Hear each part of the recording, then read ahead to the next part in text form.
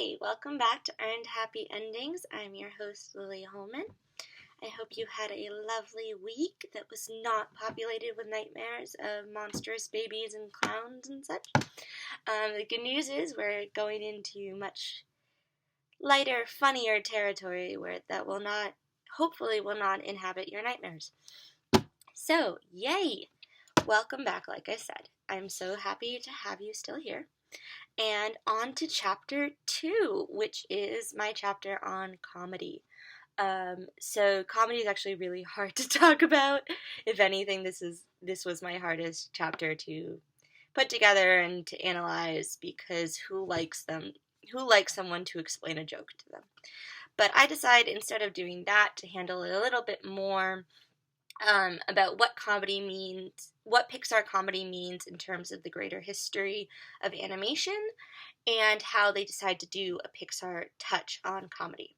So before we get into our film of the day, which is still, by the way, pre-Toy Story. I promise we're getting close to the post-Toy Story era very soon, but for today I wanted to start with one of the portfolio films, which really clearly and carefully follows a comedic structure that is replicated over and over again and is actually even used in dramatic film as well.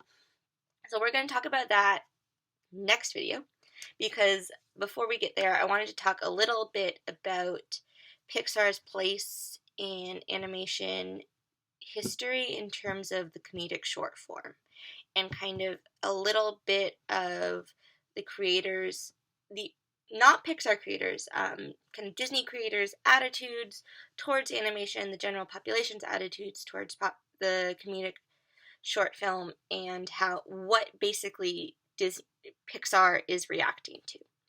So, my first kind of source for talking about this is a little bit surprising, or at least it was for me in my research, but it's quite useful even if it's not the first thing that comes to mind when you're thinking academia. So it is the 1988 film Who Framed Roger Rabbit, directed by Robert Zemeckis, which is a tribute to animation history, actually.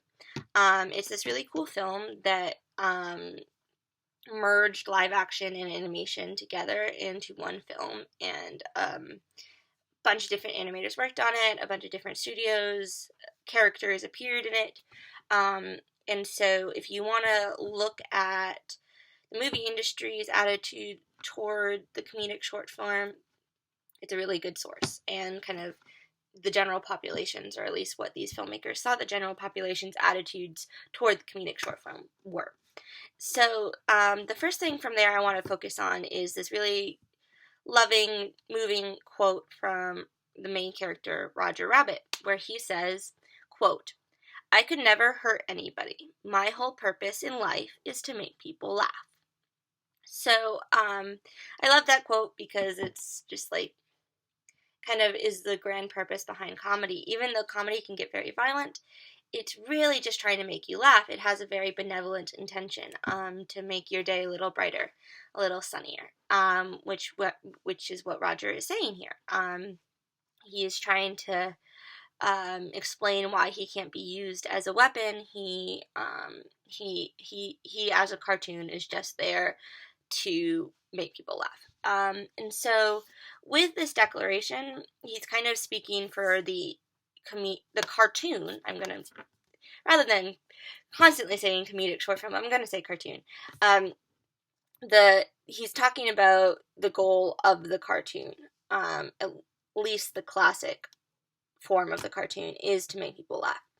And until 1937's Snow White and the Seven Dwarfs, that was the cartoon's almost exclusive purpose, was to make people laugh.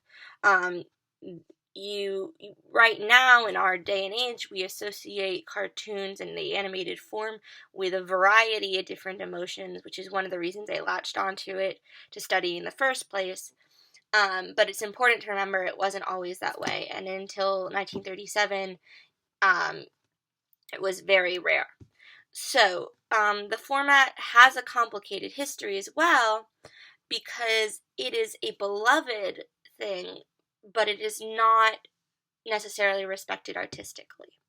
So you don't really see a lot of Saturday morning cartoons as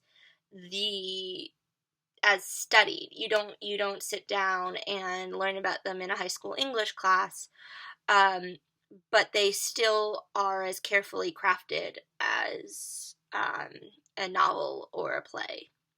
But to hear from the creators, you can kind of hear a bit why, and why they themselves almost didn't consider themselves artists. So, Up Iwerks, who was the original animator of Mickey Mouse, so Walt Disney's creation, but he was actually animated by Up Iwerks.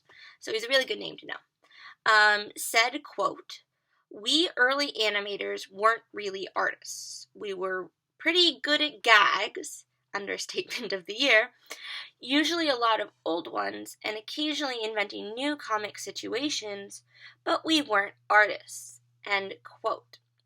So, if this rings a little familiar, it's remember when I talked about Catmull in the last week, and him talking about artistry and originality. So Up Iwerks kind of discredited himself as an artist, and his other animators as artists, because they were doing a lot of recycling. They weren't being original. So that's kind of accurate, but also discredits a lot of careful work that those animators did. And Walt Disney, meanwhile, said that an early animator's work, quote, might have been comic, but it wasn't convincing. And I think that's a little more crucial, because these comedic shorts weren't going for different emotions. They were just going to make you laugh, like I said, like Roger said. And I think that's where Pixar came in and changed it. But it was also partly due to Disney's efforts. You've all hopefully seen Bambi and Dumbo. Those try to make you cry. But the cartoon itself, the short form, didn't really change. And so the other emotional goals were tackled in different animated forms, but cartoons kind of stayed in their wheelhouse. Until, well, this is giving Pixar a lot of credit, and I probably need to do more research before this statement is totally 100% accurate, but Pixar steps in and definitely does their part to add different emotions into a cartoon. And so that's because they're reacting to this legacy while also trying to put their own little spin on it.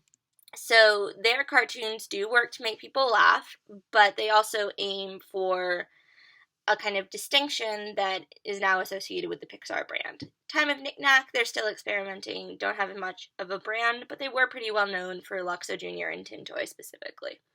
But considering how, though, they do end up altering this very iconic form, we can see better what makes a Pixar film, because we can see how they changed it in order to make it work. And so the Pixar storytellers are animation geeks, and they love it. So they do honor these cartoons because they're beloved.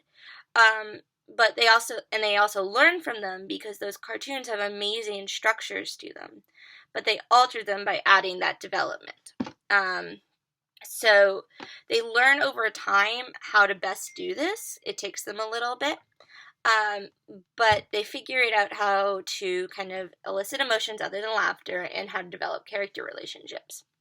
And they do it primarily connected to building empathy for their protagonists. That's where they work their hardest. So the first film that we're going to talk about this week, Knick-Knack, doesn't really do a lot of this. They stick with a pretty classic format. So we're going to use that to kind of outline that and see what they're working off of.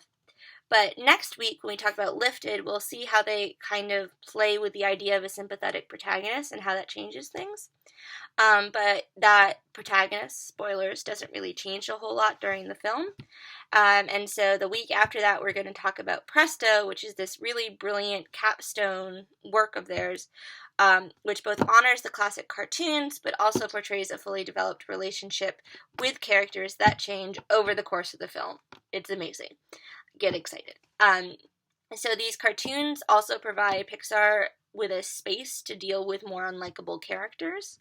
If you think of the traditional Pixar characters, they're usually pretty warm and fuzzy, and we root for them. So this is their kind of area where they can deal with the mean and the incompetent and the people and animals and inanimate objects that are a little less Pixar-y.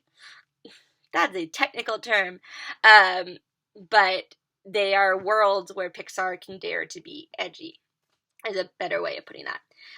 So we're going to take a quick break, and then we're going to come back and talk about Knick Knack and what ground it put down for future comedic shorts and future non-comedic shorts, because the structure is actually very useful in terms of plot, and you see it pop up again and again.